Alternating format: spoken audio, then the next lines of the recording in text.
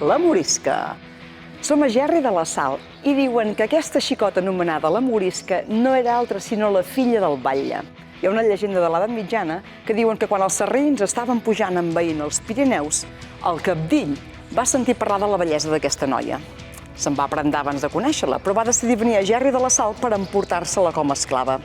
Els veïns del poble i el mateix batlle, quan van sentir tot això, van dir que no, que la defensarien de totes, però ella va dir que tranquils, que amb la pròpia gràcia i bellesa que tenia els podria ajudar sense fer falta a aixecar les armes.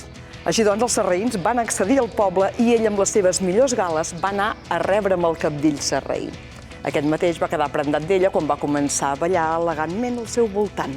La noia li va allargar la mà, el va fer entrar a la pista de ball i quan ja estaven tots els soldats ben contents de veure el seu cap ballant i dansant d'aquella manera amb aquella xicota que havien pogut, sense cap mena de problema, capturar, ella, pam, cop de taló a terra i tots els veïns de Gerri de la Sal van sortir cridant alhora, fent una sorollada a l'estil del timbaler del Bruc, cosa que va fer pensar amb els sarraïns que el comte de Pallars estava pujant cap aquí per liquidar-los a tots. I què van fer?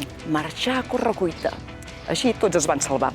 Ara bé, si voleu saber més coses de la Morisca, us convidem a veure el nostre capítol de Patrimoni de Llegenda de Gerri de la Sal.